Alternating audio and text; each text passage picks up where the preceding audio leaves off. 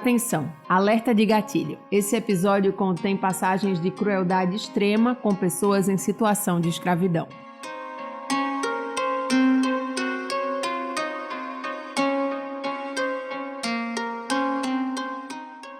O ano é 1885 e uma parte da sociedade está farta de esperar o Império Brasileiro tomar alguma medida concreta para libertar de vez os trabalhadores escravizados no Brasil. O tráfico de cativos africanos já foi abolido há mais de 30 anos. Entretanto, mais de 1.200.000 pessoas seguem privadas de liberdade ou de qualquer direito de cidadania.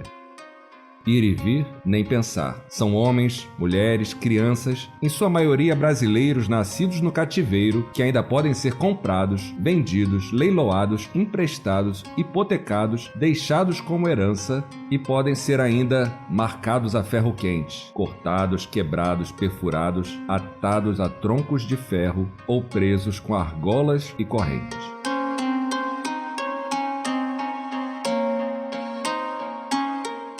Mesmo sendo fabricantes dessas correntes e tendo se associado ao negócio da escravidão, os ingleses pressionam agora para que o Brasil siga o exemplo de Argentina, Venezuela, Peru, Colômbia, países vizinhos que já tinham abolido a escravidão em seus territórios. Ainda assim, o imperador Dom Pedro II hesita em fazer qualquer gesto que contrarie os interesses de barões de café e outros senhores de terras. Nesse contexto, surge no Recife um grupo disposto a tudo para libertar os cativos. Sua tática é a de roer as instituições por dentro, feito cupins, até fazer o sistema escravista vir abaixo por inteiro. Mas naquela noite é quase carnaval.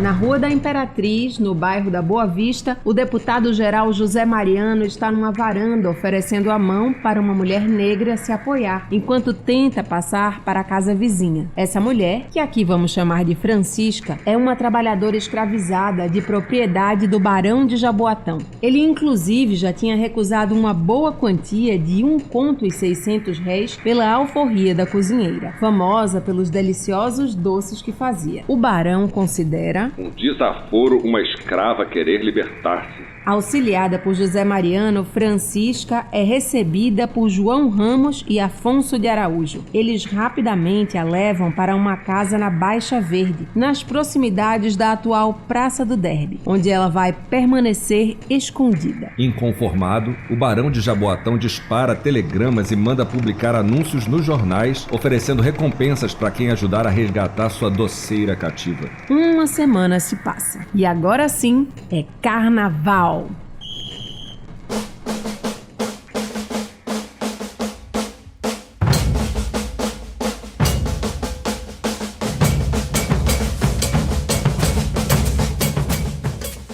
Mais precisamente, é domingo de carnaval. João Ramos chega na casa onde Francisca está escondida, levando 3 fantasias, cada uma com direito a capa e máscara. Assim, vestidos como brincantes de carnaval, João e Francisca saem escoltados por um outro homem, atravessando toda a cidade do Recife, no meio das multidões, em direção ao Cais da Regeneração, na ilha de Antônio Vaz, no atual bairro de Santo Antônio, no Recife. Pouco antes de chegarem ao cais, com quem os 3 cruzam? Com o próprio Barão de Jaboatão.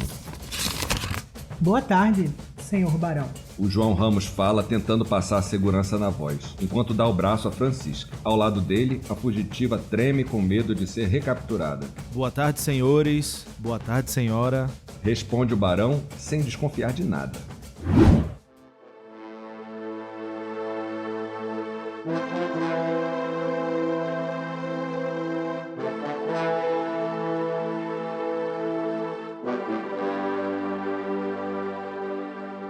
Passado o susto, João Ramos embarca Francisca em uma barcaça. Rapidamente, essa pequena embarcação levanta a vela e parte com destino a Aracati, no Ceará. Aracati, que é a terra natal do jangadeiro Francisco José do Nascimento, o Chico da Matilde, que entra para a história como o Dragão do Mar por sua participação no movimento abolicionista do Ceará, primeira província brasileira a extinguir a escravidão no ano anterior.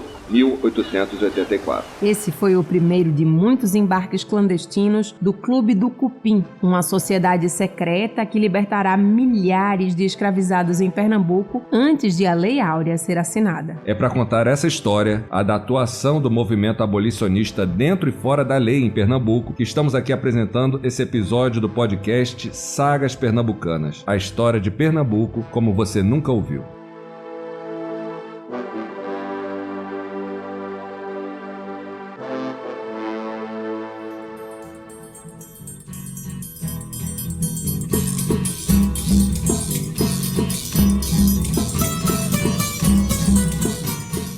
Olá, querido ouvinte, bem-vinda, bem-vinde ao segundo episódio dessa temporada do podcast Sagas Pernambucanas, que comemora os 190 anos da nossa Assembleia Legislativa de Pernambuco, a ALEP. Essa temporada se chama Voz e Força do Povo e eu, Clarissa Falbo, estou aqui com o meu amigo André Zaar para falar de alguns feitos tão incríveis do movimento abolicionista que parecem até coisa de cinema pernambucano. Esse cinema premiado em Cannes que nos orgulha tanto.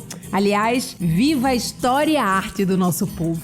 Sim, ouvinte, e viva o Clube do Cupim, cuja trajetória tem todos os ingredientes de uma autêntica saga pernambucana. Aliás, Pernambuco foi um dos estados mais atuantes no movimento abolicionista do Brasil e a gente espera que, ouvindo esse segundo episódio da nossa segunda temporada, você se sinta um pouco no meio dos acontecimentos da época. Antes de começar, só um comentário sobre o episódio anterior, que trata da instalação da Assembleia Provincial. Nele, o historiador da ALEP e atual guardião dos documentos históricos da casa, Augusto Lira, fala sobre o padre Miguel do Sacramento Lopes Gama, o padre Carapulceiro, que foi deputado na primeira legislatura da Assembleia. Ele nos pediu para deixar um pouco mais claro que o padre Carapulceiro não era um liberal republicano egresso das revoluções, como pode ter parecido para os ouvintes. Embora tivesse posturas liberais, o padre Carapulceiro era antirrepublicano e contrário às revoluções. Apoiou apenas a praieira, que tinha um caráter reformista. Desejava mudanças, mas dentro do modelo monárquico. Agora, voltando ao tema de hoje. Se você está curtindo, segue aí a Rádio ALEP nas plataformas de podcast, avalia a gente com 5 estrelas, dá aquele joinha e manda pra geral. A gente escutou um maracatu no início do episódio, da nação Encanto da Alegria. Mas cabe registrar que uma lei provincial de 1861 proibia as danças, abre aspas, dos pretos escravos ou maracatu, pelas ruas e praças desta cidade. Esta cidade era Olinda. Dá para imaginar isso nos dias de hoje? A determinação previa penas de 24 horas de prisão para os infratores e 2 dúzias de palmatoadas para os escravos. E o que é uma palmatoada, amigo? De acordo com o dicionário, Michaelis, é uma palmada de palmatória, aplicada como punição. Complicado.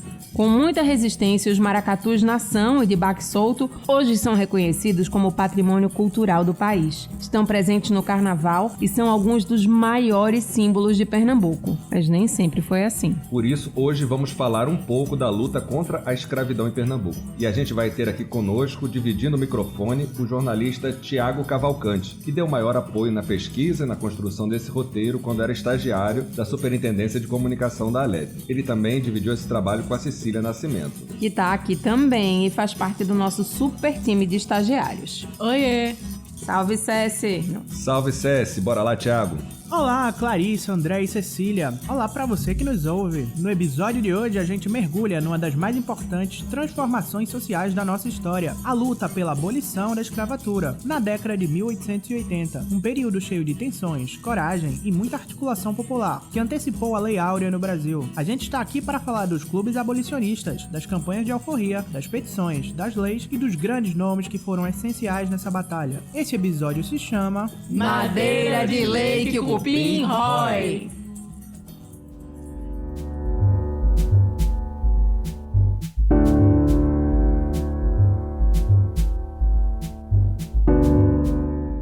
Quem se dispuser a escrever a história do movimento abolicionista em Pernambuco, não pode deixar de estudar largamente o Clube do Cupim, como diria o escritor Carneiro Vilela, um contemporâneo dessa associação. São de Carneiro Vilela os registros publicados em 1905 na revista do Instituto Arqueológico, Histórico e Geográfico de Pernambuco, que usamos como inspiração para abrir esse episódio do Sagas Pernambucanas. Além deste material, usamos a trilogia Escravidão de Laurentino Gomes como uma das grandes referências desse episódio, entre outras fontes.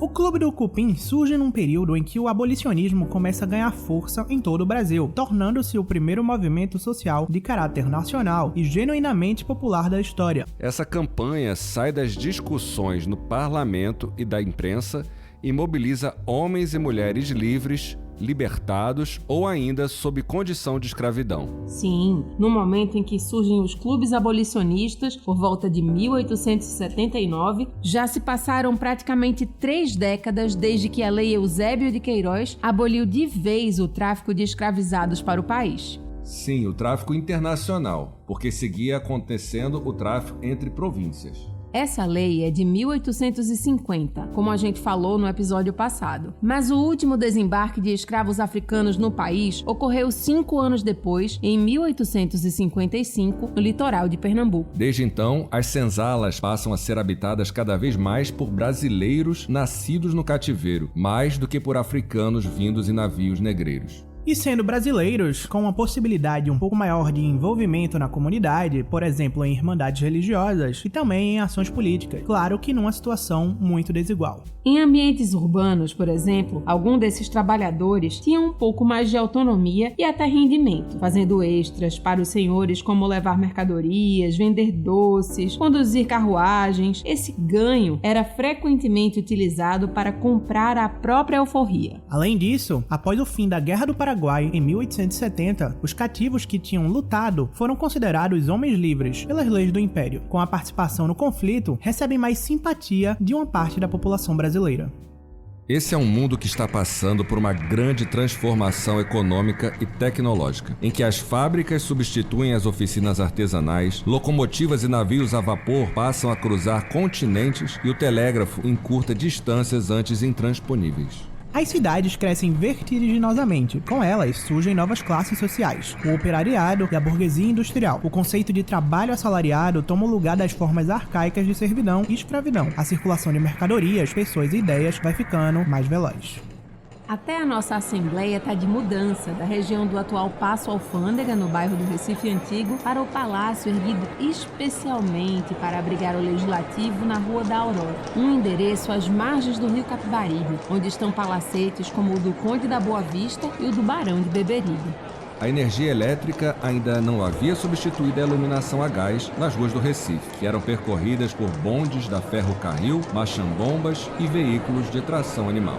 Com esse processo de urbanização no mundo e aqui, aparecem categorias sociais novas, urbanas, de advogados, professores, jornalistas, médicos, engenheiros, funcionários públicos, escritores, intelectuais. Camadas mais permeáveis aos ideais republicanos e abolicionistas, que vinham da Europa e dos Estados Unidos.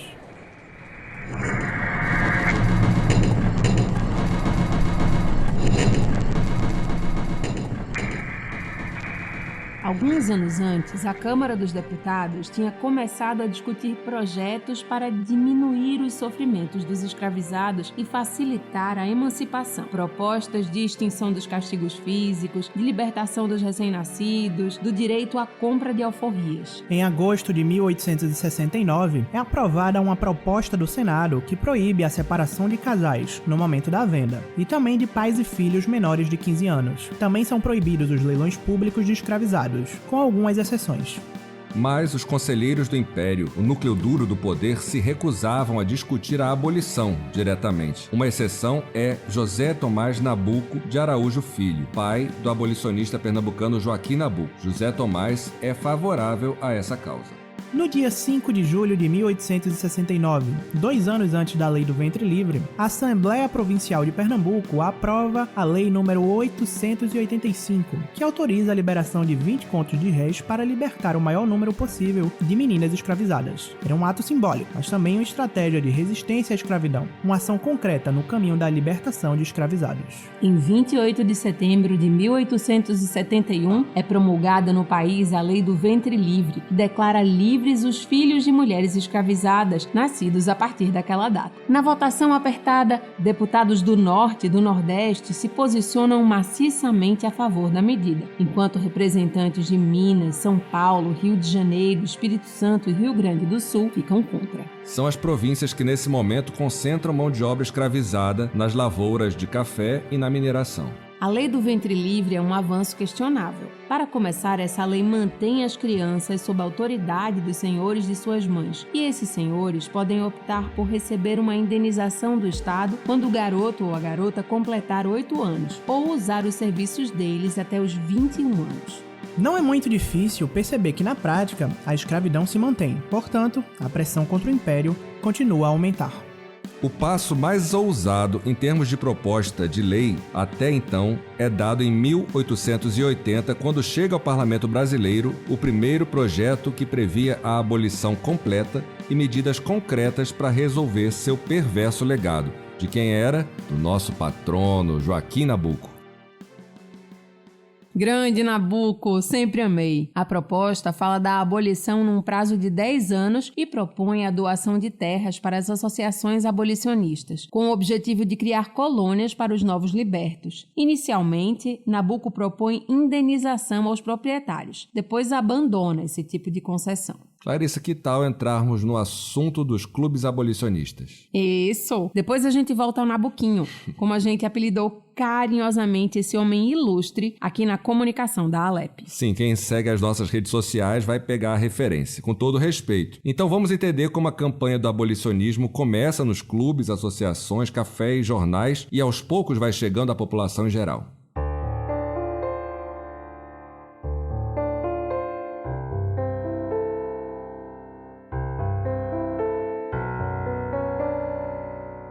Entre 1878 e 1885, foram criados 227 clubes abolicionistas no país. São associações de pessoas que se mobilizam para arrecadar doações, tipo um crowdfunding, com o objetivo de comprar cartas de alforria. Também tentam convencer os proprietários a concedê-las. Enquanto alguns promovem concertos com discursos, música e apresentações artísticas, outros defendem greve de trabalhadores escravizados e passam a fazer operações clandestinas para a libertação de escravos, além de apoiar fugas em massa. Foram criados em todo o Brasil inúmeros abrigos para escravos fugitivos. Praticamente uma rede de pequenos quilombos urbanos. As mulheres, que não têm direito ao voto, também participam ativamente do movimento. São criadas 36 associações abolicionistas femininas nesse período. Em Pernambuco, essa luta é particularmente intensa. Em um momento de crescente mobilização social, políticos, intelectuais e até mesmo alguns senhores de terras começam a se unir à causa da abolição. Uma parte, né? A parte que vê a escravidão legal sendo extinta no mundo todo e entende que é uma questão de tempo para acontecer no Brasil. Ainda assim, esses senhores defendem que a abolição aconteça de forma gradual. E de preferência com indenização aos proprietários de escravizados. Outra parte se junta para combater o movimento abolicionista e proteger seus interesses. Organiza associações como os Clubes da Lavoura e pela imprensa acusa os abolicionistas de roubar escravos, incitar a desobediência civil e ameaçar a ordem pública. Chegam a discutir a criação de uma polícia rural para defender seu direito à propriedade caso as autoridades não consigam conter o avanço abolicionista. Como a gente vem falando, as discussões não eram apenas teóricas, elas se refletiam em ações concretas. Petições eram enviadas à Assembleia Provincial, solicitando apoio às iniciativas abolicionistas. Obras de teatro e publicações literárias passam a tratar da questão da escravidão, e o Teatro de Santa Isabel, um dos mais importantes de Recife, torna-se um palco de resistência, com apresentações cujos lucros eram destinados a financiar a causa abolicionista. Uma observação: o Teatro de Santa Isabel tinha sido construído com o patrocínio do português Ângelo Francisco Carneiro Lisboa, o mais bem-sucedido e notório comerciante de escravos do norte do Brasil. Contraditório? Um pouco, mas uma necessária ressignificação.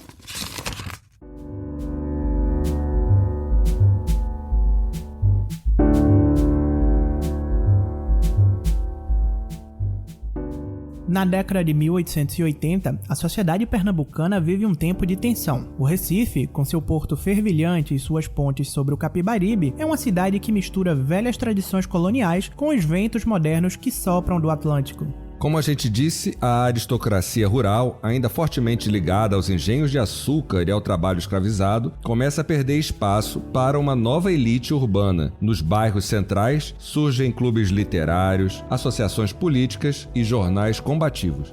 A juventude, especialmente os estudantes da Faculdade de Direito do Recife, mergulha nos debates da época sobre liberdade, república e modernização. São tempos de efervescência cultural e política. Homens e mulheres livres, pardos, negros libertos, intelectuais e trabalhadores urbanos começam a se organizar, desafiando a ordem escravocrata. O Recife do fim do século XIX é um caldeirão onde o passado e o futuro convivem lado a lado e em constante conflito. Mas nesse contexto, o Brasil e particularmente Pernambuco parecem estar em descompasso com o restante do mundo. Enquanto as grandes nações industrializadas discutem direitos trabalhistas, expansão do voto e educação pública, o Brasil ainda se sustenta numa economia baseada na escravidão agrícola.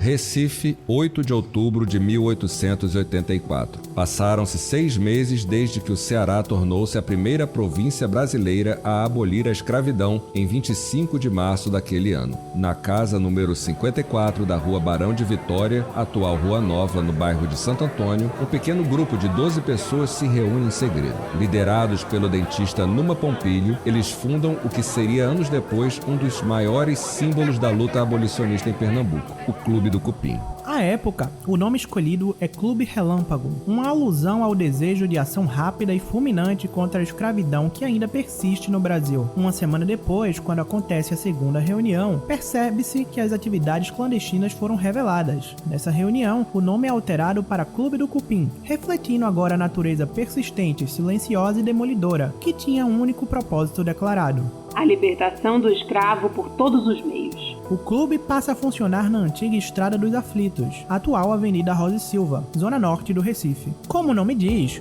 feito cupins, eles vão agindo por dentro das instituições, multiplicando-se e abalando as estruturas do sistema.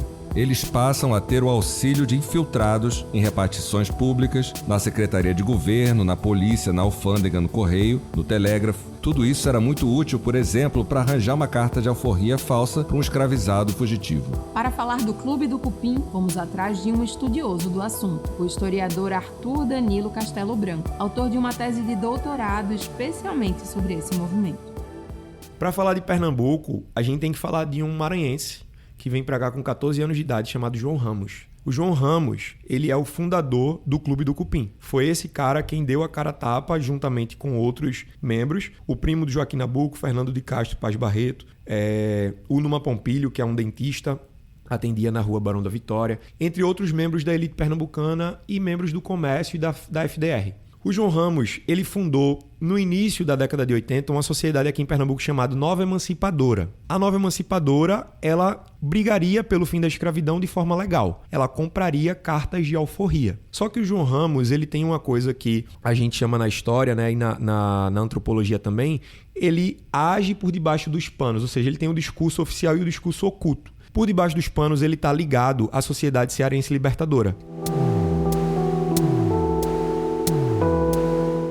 João Ramos trabalhou como comerciante e guarda-livros, uma espécie de contador no século XIX. Meu bisavô Giliati era guarda-livros, eu adoro essa palavra. Nos séculos 19 e 20 não tinha computador, né? Então toda a movimentação financeira de um estabelecimento era registrada em um livro-caixa e o responsável pelas contas era o guarda-livros. Ramos tinha sido fundador da Sociedade Nova Emancipadora, a SNE, em setembro de 1880. Essa associação abolicionista agia dentro da lei na época. Como dono de uma casa de artigos de luxo, João Ramos oferecia aos clientes o incomparável café do Ceará, ou seja, mercadorias que ele trazia usando uma rota de navegação de cabotagem de 600 quilômetros entre Pernambuco e Ceará. Já deu para entender onde a gente vai chegar? O João Ramos está em contato com esse movimento e o que é que ele faz? Legalmente falando, ele trabalha aqui pela Sociedade Nova Emancipadora, comprando alforria, juntando dinheiro, organizando peças de teatro no Santa Isabel, teatro variedades, entre outras formas de angariar recursos para comprar cartas de alforria. Só que por debaixo dos panos, ele está junto com a Sociedade Cearense Libertadora desde 1880, auxiliando escravos em fuga. Então, a gente tem documentos que comprovam que, desde o início da década de 80, o João Ramos está em contato com o João Cordeiro, que é o líder de lá, enviando pessoas de Pernambuco para lá. E ajudando também pessoas do Ceará a fugirem do Ceará, virem para cá ou saírem daqui e ir para o Rio de Janeiro para a Confederação Abolicionista. Então, assim, essas sociedades, quando a gente fala, por exemplo, na Nova Emancipadora, no Clube do Cupim, na Ave Libertas, é impossível a gente não lembrar desses nomes.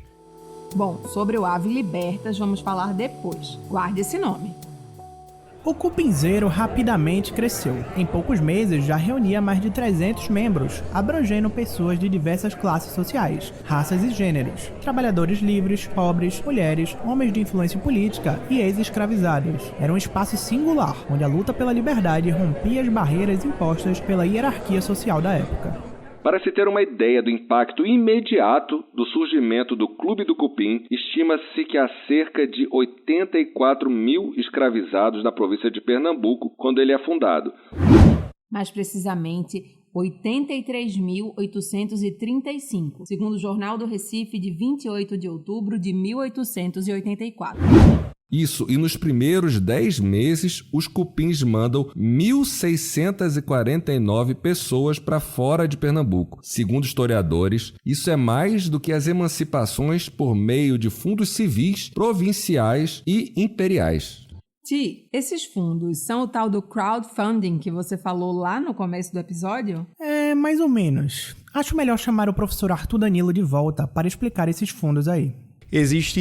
Foi criado pela Lei do Ventre Livre o Fundo Nacional de Emancipação. Né? No caso, a Lei do Ventre Livre ela dá o dispositivo e obriga a criação desse fundo. Ele vem com um atrasozinho ali, ele vai ser instituído pelo Império de forma geral, né? A partir de 1878, 1879, então veio com um determinado atraso que é, de certa forma, proposital, né? E Pernambuco cria, sim, por volta de 1883, 84, um Fundo Provincial de Emancipação. Então, o que é esse Fundo Provincial de Emancipação? A Assembleia ela vai trabalhar junto com os cartórios para fazer o levantamento, de acordo com a Lei do Ventre Livre, de quem são os escravizados prioritários para serem libertos. De acordo com a Lei do Ventre Livre, a prioridade era para as mulheres mais velhas que tivessem filhos, né? E depois vai seguindo assim uma classificação prioritária. Na prática, André, o que é que acontece? Quem vai ser mais beneficiado por esses fundos de emancipação, tanto geral quanto provincial, são pessoas influentes da sociedade pernambucana. Então, assim, uma senhora, né, que tinha um comércio no Recife ou era esposa de um grande comerciante, ela tem as suas influências políticas, ela consegue libertar os seus escravizados. Um senhor de engenho, ele coloca alguns escravizados ali já velhos, né, já indo ali, beirando os 60, 70 anos na lista lá, do Fundo de Emancipação, e aí, de acordo com as relações que ele detém com determinados políticos, deputados provinciais, ele consegue libertar os seus escravizados. Então, sim, a Assembleia ela ordena essa política de fundo de emancipação provincial junto com as sociedades abolicionistas, né? Mas eu mostro na tese que a prioridade nem sempre é o que está na lei. Mas, às vezes, as relações políticas facilitam ali essas conquistas de emancipação, né? Como se fosse uma bolsa emancipação, digamos assim.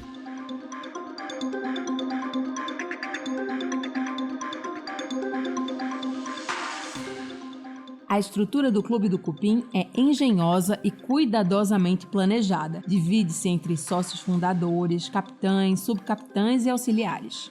As comunicações internas acontecem por meio de mensagens codificadas enviadas por telégrafo e cada membro é designado a uma função e região específica. Se entre os sócios efetivos havia políticos e bacharéis, os auxiliares incluem barqueiros, carroceiros ou gente que trabalha fazendo bico pela cidade. São esses que vão estar na linha de frente, ajudando nas fugas dos escravizados. E eles fazem ações espetaculares, como a que a gente contou no começo desse episódio do Domingo de Carnaval. Em outra situação, canoeiros levam escravizados embaixo de capim ao passar no rio Capibaribe em frente à chefia da polícia, na Rua da Aurora. Noutra, atrizes emprestam seus figurinos para escravizadas usarem como disfarce. Por mais de uma vez, cocheiros de casas funerárias simulam cortejos fúnebres para levar escravizados dentro de caixões e disfarçados com trajes de luto. No interior, os cupins se passam por vendedores de fumo, ganham a confiança dos senhores de engenho e na calada da noite soltam os escravos. Numa dessas ações, em 1884, invadem o engenho São João na Várzea e ajudam na fuga de 70 escravizados do Barão de Muribeca, que vinha a ser deputado, líder do Partido Conservador e presidente da Assembleia Provincial até o ano anterior. Eles despacham os fugitivos em barcaças rio abaixo. O trajeto, custoso e arriscado, é financiado parcialmente pelos próprios libertos, complementado por doações e recursos do clube. Mas o Clube do Cupim não é apenas uma rede de fuga. Ele também é um espaço de reconhecimento social e orgulho, especialmente para a população negra e mestiça do Recife. Membros ostentam medalhas e espelhos com fitas, símbolos de status e distinção comparáveis aos brasões da nobreza imperial. Sebastião Grande de Arruda, um dos mais conhecidos integrantes, aparece todo orgulhoso numa foto clássica com uma cartola onde está escrito Cupim. Tem essa foto na internet, basta procurar por Sebastião Grande de Arruda no Google que aparece. Sebastião foi um homem negro, pobre, mas que tinha o maior orgulho de fazer parte do movimento. Ele morre como vigia de uma igreja, mas o professor Arthur Danilo explica que através dos contatos que fez no Cupim, Sebastião consegue que o filho dele se forme em odontologia no Rio de Janeiro e em direito no Recife. E o rapaz ainda se torna um dos fundadores da Academia Pernambucana de Ciências e Letras. Então, aquele chapéu do Sebastião ou o espelho com fita são mais do que ornamentos, são marcas de resistência e vitória. Era uma operação realmente que contava com muita gente, com muitas casas, gente de baixo, gente de cima, gente da elite, mas gente do povão também, como é o caso do próprio José Mariano, mas também é o caso da Maria Gertrudes, da Gertrudes Maria de Jesus, que é uma abolicionista negra, liberta, uma mulher negra, a única que nós temos um registro fotográfico do século XIX sobre ela. Entre essas figuras, como diz o professor Arthur Danilo, as mulheres ocupam um lugar de destaque. No Clube do Cupim, elas não estavam relegadas à margem. Ao contrário, Gertrudes, Luísa e Sebastiana, mulheres ex-escravizadas, foram registradas como auxiliares internos. Elas eram essenciais na organização e execução das ações do clube. Ao todo, 66 mulheres foram registradas como sócias e, como seus colegas homens, também recebiam medalhas e símbolos de afiliação. Leonor Porto e Maria Amélia de Barros, ambas atuantes no Cupim, também vão fazer parte de uma iniciativa feminina que desponta na cidade. Quem vai contar essa história é a nossa estagiária top, Cecília Nascimento. Ela vai dizer que top é muito 2010, mas como eu sou cringe, eu tenho lugar de fala, tá bom? Oi, Clarice, oi, André, Thiago e ouvintes. Espero que vocês estejam curtindo o podcast de Sagas Pernambucanas, até agora. Esse grupo feminino é a Sociedade Ave Libertas. Ave Libertas quer dizer o quê? Significa Salve a Liberdade.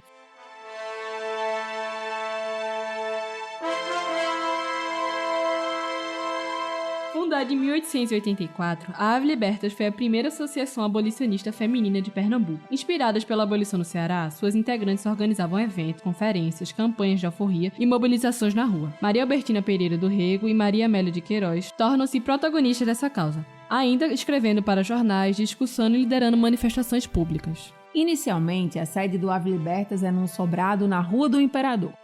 A instalação oficial da sociedade foi um evento grandioso, em setembro de 1884, no Teatro Santa Isabel. Esta cerimônia contou com a presença de muitas famílias e apresentou atrações musicais, sarau literário, discursos e, é claro, a entrega de cartas de alforria. um momento sempre presente nos eventos abolicionistas.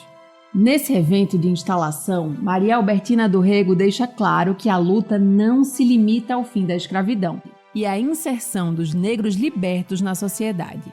Que assunto mais digno de aceitação e louvor do que dedicar-nos a quebrar os grilhões que oprimem tantos milhares de nossos semelhantes na escravidão. É certo que a nossa posição social, o nosso sexo e até os muitos preconceitos em que é educada a mulher brasileira oferecem sérios obstáculos ao desempenho da missão libertadora. Mas devemos desprezar as censuras de que sem dúvida seremos vítimas. É no intuito de concorrermos para o progresso da causa abolicionista que aqui nos achamos e pretendemos fundar uma sociedade emancipadora de senhoras.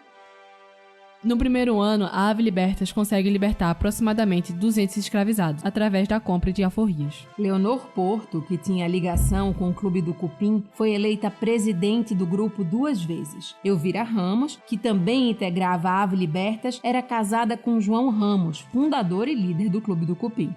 De certa forma, o Ave Libertas era uma ala feminina do Clube do Cupim, não é, professor Arthur Danilo? A Ave Libertas, com a sua liderança, a Leonor Porto, também enviou escravos fugidos de Pernambuco para o Rio de Janeiro. Tem uma carta do João Clapp, que é o presidente da Confederação Abolicionista, que ele manda para o João Ramos dizendo: avise a dona Leonor Porto que os 10 ingleses, que é um nomezinho ali, um código, que ela enviou para o Rio já estão, salvaguardados, já chegaram e tal. Então, havia também, por parte das mulheres, essa ação extra-legal. A Leonor, ela funda o Ave Libertas, junto com a irmã dela, Ernestina Barros, que é a esposa de um dos membros do Cupim, a dona Elvira Ramos, que é a esposa do João Ramos. A Ave Libertas, ela digamos assim, o formato feminino do Clube do Cupim. Mas elas também são reconhecidas como membros externas do Clube do Cupim, ou seja, como se fossem sócias beneméritas do Clube do Cupim. Mas as mulheres, segundo a Ângela Alonso coloca na obra dela Flores, Votos e Balas, elas são trazidas para o movimento, principalmente no período que o movimento se radicaliza e se torna muito violento, como um escudo, como uma forma de se proteger de violências mesmo. Então, assim, são mulheres que estão brigando pela abolição. Os homens ficam, vamos supor, num teatro, por exemplo, os homens ficariam na parte de trás e as mulheres na parte da frente. Porque se chegasse algum louco para cometer um atentado, alguma coisa, talvez eles se comovessem por estarem mulheres ali na frente. As manifestações da Ave Libertas chamam a atenção de pessoas que também se solidarizam à causa. Por exemplo, um homem chamado Belarmino Fernandes veio pedir, de forma muito educada, para a Assembleia Legislativa publicar suas poesias e destinar metade do lucro para a Ave Libertas. Como ele mesmo relatou na carta, com o fim desta aplicar em seu objetivo em favor da libertação de qualquer escravo. Essa petição está preservada até hoje no acervo da nossa Superintendência de Patrimônio Histórico. Assim como Belarmino, muitas pessoas se encantam com os discursos da organização. A Ave Libertas leva o abolicionismo para os teatros, ruas e praças do Recife. Em 25 de março de 1885, mais uma vez, o Teatro Santa Isabel, no Recife, é palco de um grande festival em comemoração de 1 ano da abolição no Ceará. Esse festival teve passeata nas ruas, vencedor do estandarte da sociedade, conferências e apresentações.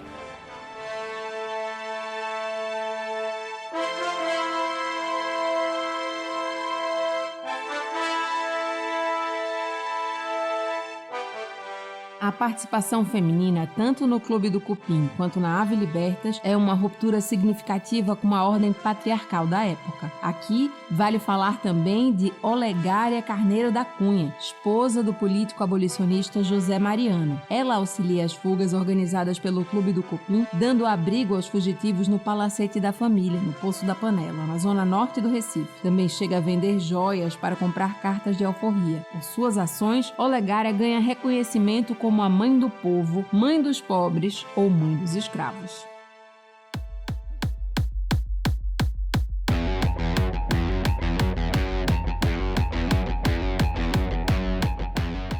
Porém, os riscos para os abolicionistas eram constantes, sobretudo ao agir contra a lei da época, tentando fazer justiça com as próprias mãos. Polícia e vizinhos frequentemente denunciam as atividades do clube, que passa a funcionar sem ter uma sede fixa. João Ramos é chamado várias vezes para dar explicações na polícia. escravizados recapturados são severamente punidos. Ainda assim, a rede abolicionista continua atuando. Inclusive, disputando espaços nos lugares onde as leis são feitas. O clube apoia e serve como base eleitoral várias vezes para Joaquim Nabuco e José Mariano, figuras importantes do movimento abolicionista em Pernambuco. Olha aí, a gente voltando a falar do querido Nabuquinho, patrono da nossa Alep. Olha ele aí, o Nabuco tinha sido colega do José Mariano na Faculdade de Direito do Recife. Ele se elege para a Câmara dos Deputados pela primeira vez em 1878. Como a gente disse antes, o pai do Nabuco... O Nabucão? Pode ser. Isso é piada interna nossa por causa do personagem criado aqui pelas redes sociais da Alep, o Nabuquinho. Olá, ouvinte do podcast Sagas Pernambucanas! É um prazer enorme estar aqui com você. Quero deixar a minha sugestão de um episódio sobre o meu legado, é claro! Episódio, Nabuquinho, você merece uma temporada inteira, meu patrono. Tá prometido, podem cobrar. Por enquanto, fica um teaserzinho. Lá vai um resumão. O pai do Nabuco, como a gente estava falando, tinha sido senador, ministro e conselheiro do Império.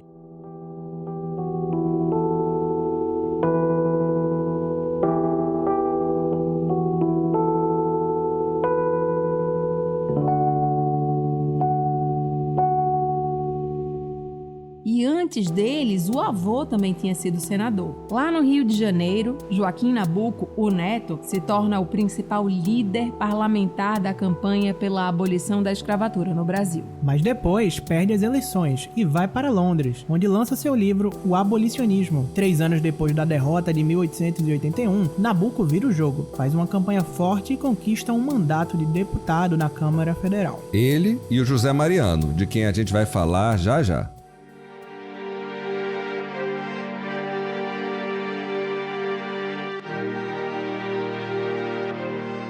A eleição de 1884 foi cheia de conflitos entre os abolicionistas e o Partido do Chicote. Mesmo vitoriosos, Nabuco e Mariano têm seus diplomas recusados pela Câmara. Absurdo! Em 1887, Nabuco está na Europa, cobrindo como enviado da imprensa o tratamento de saúde do imperador Dom Pedro II, e mesmo assim disputa outra eleição, contrariando o próprio Partido Liberal, do qual fazia parte. Nosso patrono chega em cima da hora em Pernambuco para fazer campanha e, contra todas as expectativas, vence o conservador Machado Portela, o conselheiro Portela, ministro do Império que tentava a reeleição como deputado-geral. Parece que o jogo virou, não é mesmo? O apoio do Clube do Cupim e do José Mariano são fundamentais nessa conquista. A influência das ideias de Nabuco e sua atuação política são gigantes. Em alguns dos seus escritos e discursos, Nabuco acusa a elite brasileira de agir de forma egoísta, predatória e irresponsável na construção do país, sem qualquer preocupação com o futuro.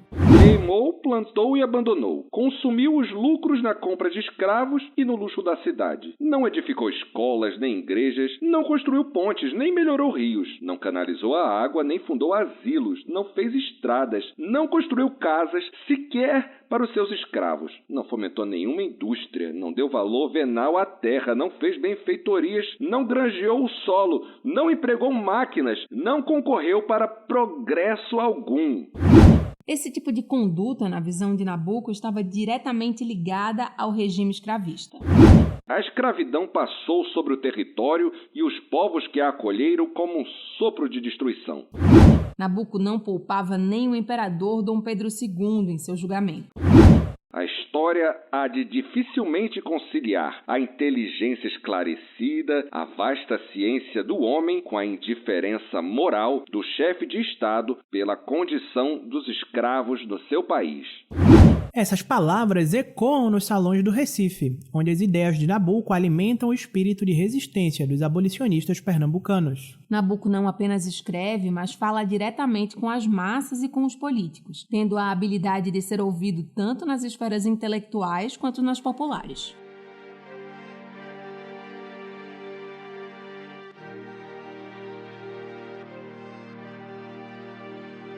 Por seu legado, em 1948, mais de meio século depois da abolição, a sede da Assembleia Legislativa de Pernambuco é renomeada para Palácio Joaquim Nabuco, em homenagem a um dos maiores abolicionistas do Brasil. Essa sede da Assembleia de que André falou é o palácio em estilo neoclássico na Rua da Aurora, para onde o Legislativo se mudou em 1875. Talvez a maior obra do engenheiro José Tibúrcio Magalhães, diretor da repartição de obras públicas da província. O plenário da Alep funcionou lá por mais de 140 anos, até 2017. A gente chegou a ver algumas reuniões lá, né, André? Era bem bonito, mas foi ficando pouco funcional. Clarissa, dá pra dizer que a gente foi testemunha da história também. Daqui a pouco vira personagem do Sagas Pernambucanas. Ai, não exagera, né? Hoje o palácio é tombado e passa por reformas. Depois de restaurado, vai ser um lindo museu. Eu só fico me perguntando, será que a fachada vai ser pintada de azul ou de amarelo? Há controvérsias sobre a cor original do palácio, sabe? Não se sabe exatamente, mas na época em que foi construído não existia alguns pigmentos de azul, por exemplo. E outros prédios do mesmo período eram da cor ocre. Vamos descobrir no processo de restauro. Sim, e olha, essa homenagem ao Joaquim Nabuco, embora tenha gerado alguma controvérsia na época, devido à relação de Nabuco com a monarquia, foi uma forma de reconhecer o papel crucial que ele desempenhou na história do Brasil. Inclusive, o prédio em que foi instalada a Câmara Municipal do Recife tem o nome de um outro importante abolicionista. É a Casa José Mariano, também aqui na Boa Vista, pertinho do Parque 13 de Maio, que por sinal é a data da assinatura da Lei Áurea. Vamos falar do José Mariano agora?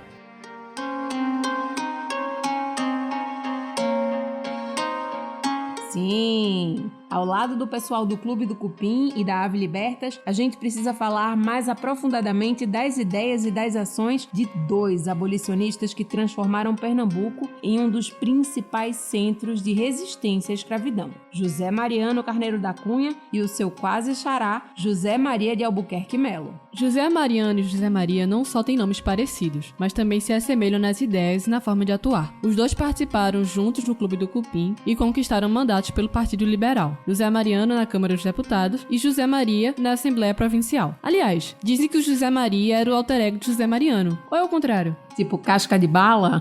Isso vai dar um nó na cabeça do ouvinte. Melhor chamar o José Mariano só de Mariano. E deixa o José Maria ser José Maria mesmo. Melhor então.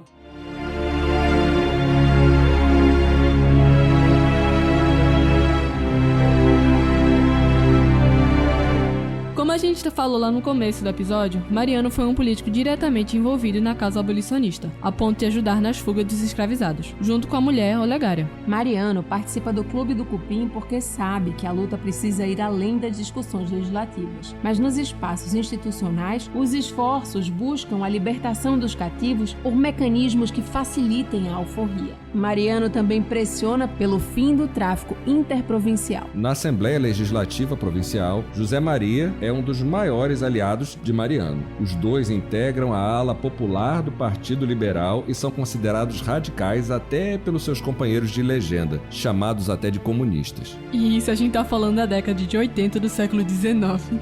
Bem raiz. José Maria chegou a afirmar publicamente que acoitava, ou seja, escondia escravizados em fuga desde pelo menos 1875. Fora da tribuna, também atua como advogado para escravizados e sociedades abolicionistas. Em um dos seus discursos na Assembleia, José Maria diz que estava disposto a sacrificar tudo pela causa santa da abolição do escravo.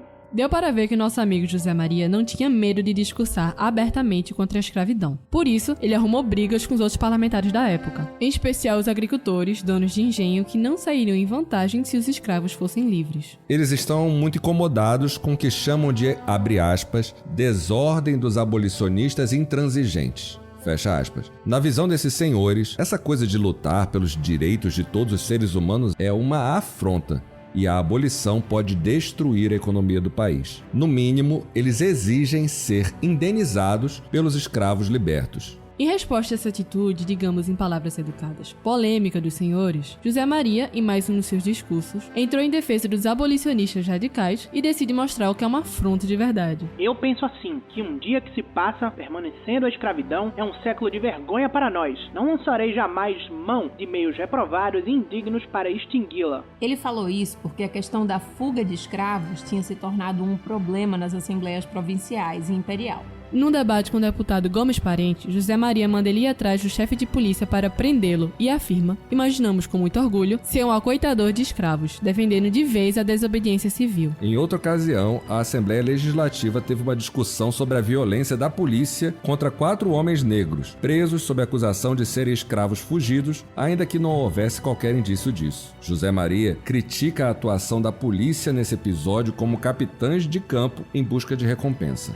Para ele, a força policial deve ser paga pelos cofres públicos para manter a ordem, garantir a vida e a propriedade dos cidadãos, e não para prender escravos fugitivos. Nessa ocasião, José Maria condena a violência contra pessoas negras meramente pela cor, pois, segundo ele, vivemos em um país de negros, muitos dos quais têm subido à altura mais elevada que pode chegar um cidadão neste país. José Maria chega a presidir a Assembleia Legislativa depois da primeira Constituição Republicana de Pernambuco, em 1891. Ali, o Legislativo passa a ser bicameral, ou seja, com uma Câmara e um Senado em Pernambuco, e ele comanda a Câmara. Nessa função, chega a governar o Estado por alguns dias. Os primeiros anos da República em Pernambuco são um momento bem complicado, que você vai ficar conhecendo melhor no próximo episódio.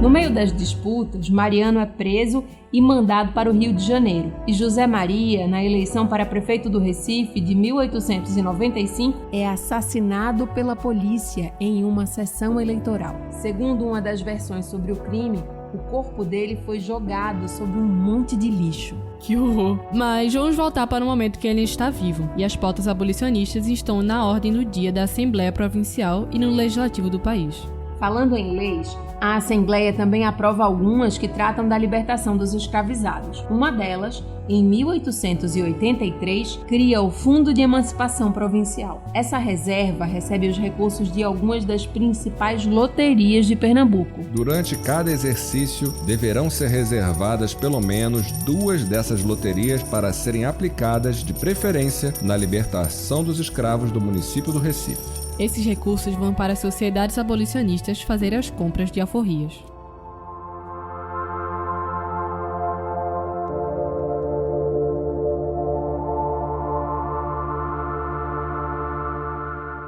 Dois anos depois, a Assembleia Geral, que reúne Senado e Câmara dos Deputados do Rio de Janeiro, aprova lá a Lei dos Sexagenários, que liberta escravizados com mais de 60 anos. Você deve ter ouvido falar dela nas aulas de História. Como o projeto do Império não prevê nenhuma indenização aos proprietários, sofre muita resistência por parte dos escravocratas no parlamento, a ponto de causar a queda do gabinete e a dissolução da Assembleia Geral. 60 anos, e olha que pouquíssimos escravizados chegavam nessa idade. E os que seriam libertados tinham obrigação de prestar serviços a título de indenização pelo prazo de 3 anos. Se a abolição caminha a passos lentos, tem gente cansada de esperar. Vamos dar um zoom no Ceará e explicar um pouco a libertação feita por lá? Bora!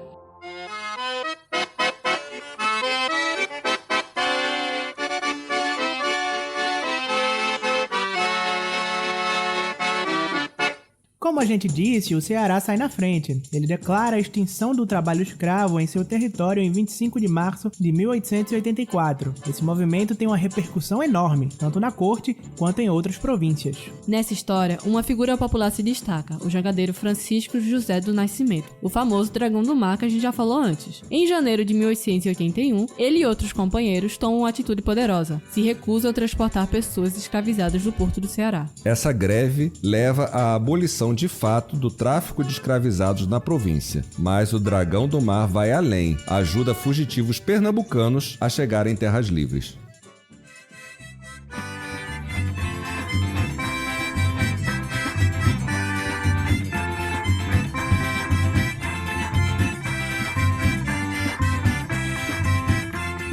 Pouco depois do Ceará, a província do Amazonas também segue o caminho da liberdade, graças à atuação da Sociedade Emancipadora Amazonense, fundada em 1870 e com o apoio do governo provincial.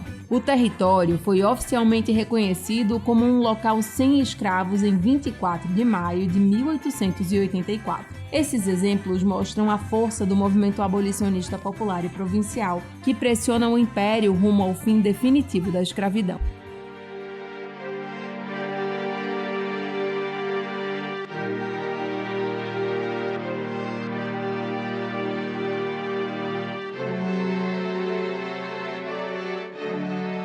As tensões entre os grupos abolicionistas e conservadores, com os olhares atentos da imprensa, como o Diário de Pernambuco, tornam-se um reflexo de uma sociedade dividida e em transformação. Os abolicionistas sabem que suas vitórias legislativas não vêm sem luta, e que cada pequena conquista, como a aprovação de um projeto de lei, é um passo mais perto da liberdade definitiva. Do outro lado, os senhores de engenho que enxergam na escravidão a sustentação da sua riqueza formam uma bancada conservadora que luta com unhas e dentes para frear qualquer avanço. A Assembleia Provincial de Pernambuco está no meio desse campo de batalha ideológica e política. Nas ruas, o Clube do Cupim segue até o fim na sua intenção de roer a árvore da escravidão. Segundo o escritor Carneiro Vilela, acontece em 23 de abril de 1888 o último embarque de fugitivos, exatos 20 dias antes da assinatura da Lei Áurea. Nessa ocasião, de acordo com Carneiro Vilela, foram 119 libertos, com o apoio de José Mariano e Dona Olegária, que tinham escondido os fugitivos em sua casa no Poço da Panela. Mas qual é o saldo final desses envios de escravizados libertos pelo Clube do Cupim? Vamos perguntar ao professor Arthur Danilo. Então, tem uma notícia que sai no Diário de Pernambuco, sai também no Jornal do Recife, em 1888, que é uma notícia dizendo que tem 3.000 libertos no Ceará, 3.000 pessoas no Ceará que fugiram de Pernambuco para o Ceará e que estavam querendo voltar para Pernambuco. Porque o Ceará estava passando por uma seca na década de 80, não tinha emprego para eles, não tinha trabalho. Eles haviam fugido em busca de liberdade e agora eles queriam voltar para Pernambuco. E aí o estado do Ceará, a província do Ceará, se disponibilizou a ajudar essas pessoas a regressarem com a ajuda do governo provincial também de Pernambuco. Caso os pernambucanos tivessem interesse, fariam meio que um resgate dessas pessoas de volta para cá. Para trabalhar onde? Para trabalhar em colônias agrícolas, né? Então a gente não sabe muito bem se realmente era do interesse dessas pessoas voltar para Pernambuco. Eu encontro um documento de um inspetor de quarteirão, na verdade um subdelegado, que ele era vinculado ao Cupim. Ele manda uma carta para o João Ramos, chamando o João Ramos inclusive de general, né? Ele diz assim: general, nós temos, isso em 1887, nós temos que dar cabo, nós temos que dar destino aos 5.000 desgraçados que estão espalhados no Recife. E a partir desse documento, junto com essa notícia dos 3.000, junto com o número que o próprio João Ramos, que era contador, ele era um guarda-livros, então ele registrava bem a numerologia, João Ramos coloca em 1885 que eles já tinham conseguido enviar 1.675 escravizados para o Ceará. Então, fazendo uma estimativa média, fazendo esse levantamento a partir também de um dado do censo de 87, a gente estima que o Cupim tenha enviado para o Ceará, para o Rio de Janeiro e para outros portos do Império do Brasil e para fora, algo em torno de 5 a 8 mil pessoas escravizadas em fuga, né? Quando a gente pega e coloca que o Recife, em 70, tem 100 mil habitantes, 8 mil pessoas seria aproximadamente 10% da população do Recife. Então, para o século XIX, é um número muito grande. Para tudo. 8.000 pessoas. 10% da população do Recife. Meu Deus, é muita gente mesmo.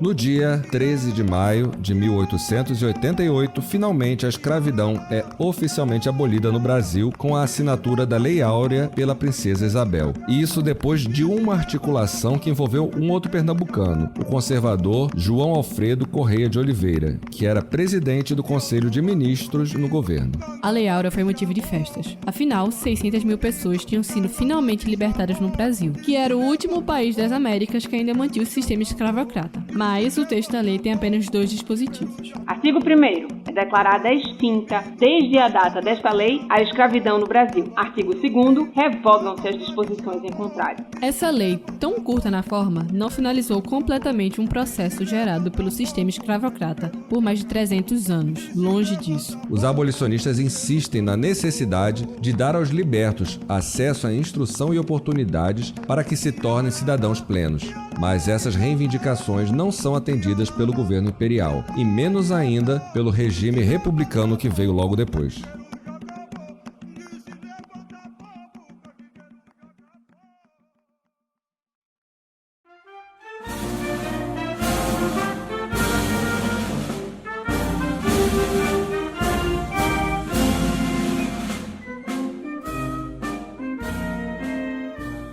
Pelo contrário, o novo regime, instalado com o apoio dos fazendeiros paulistas, vê os antigos donos de escravizados, os barões do café, senhores de engenho, passarem a dar cartas no poder. A tão sonhada reforma agrária jamais aconteceu, e os ex-escravos seguiram vivendo em condições muito parecidas com a época da escravidão. Eles não têm sequer direito a voto, um privilégio restrito a uma pequena porcentagem da população, majoritariamente branca e proprietária. A lei extingue a escravidão, sim, mas a profunda desigualdade social e o racismo estrutural permanecem moldando o Brasil no pós-abolição. E até hoje. Logo em 1890, pouco tempo depois da proclamação, o hino da República deixa evidente o desejo de esquecimento da realidade brutal associada à escravidão. Nós lembremos que escravos outrora tenha sido em tão nobre país. Hoje o rubro lampejo da aurora, achegamos não tiranos hostis. Somos todos iguais ao futuro. O novo sistema vai além e manda queimar os registros sobre escravidão existentes em arquivos nacionais. Apagar 300 anos de história, vê se pode. Deixar no esquecimento boa parte da população que agora não tem para onde ir, abandonada à própria sorte. Abandonada e reprimida. A capoeira, por exemplo, uma manifestação da cultura e da resistência negra, logo em 1890 é catalogada como crime no Código Penal e passa a ser perseguida pela força policial. Mas agora estamos em 2025, os tempos são outros. João Ramos, inclusive, é nome de rua.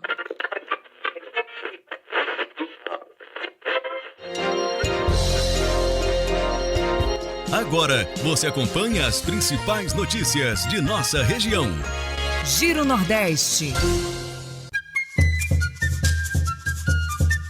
Ministério do Trabalho e Emprego resgata 91 trabalhadores em condições de trabalho degradante no município de Jacobina, na Bahia. Os detalhes a gente confere com Gabriel Correia. 91 trabalhadores submetidos a condições semelhantes à escravidão no interior da Bahia foram resgatados entre os dias 9 e 16 de abril, conforme balanço divulgado nesta semana pelo Ministério do Trabalho e Emprego. Auditores estiveram em 5 pedreiras na zona rural de Jacobina, a 340 quilômetros de Salvador. Em uma delas foram constatadas condições degradantes na quebra de pedras do tipo arenito, usadas no calçamento especialmente de vias públicas. Os cortadores de pedra operavam com ferramentas manuais pesadas, a céu aberto, expostos ao sol, vento e chuva, sem qualquer proteção ou higiene. Também não havia kit de primeiros socorros. Muitos deles apresentavam hematomas e cicatrizes de acidentes de trabalho. Eles também não tinham registro em carteira, muito menos foram realizados exames admissionais. No local não havia alojamentos, banheiros nem água potável. Os trabalhadores tiveram que construir os próprios abrigos improvisados de pedra e cobertos por lonas, onde faziam as refeições em fogareiros no chão. Alguns deles tinham que dormir nesses abrigos. Todos estavam submetidos a um regime de remuneração por produção, sem garantias trabalhistas. Em uma das pedreiras, os empregadores chegaram a alegar que o grupo fazia parte de uma cooperativa. No entanto, se tratava de mais uma fraude.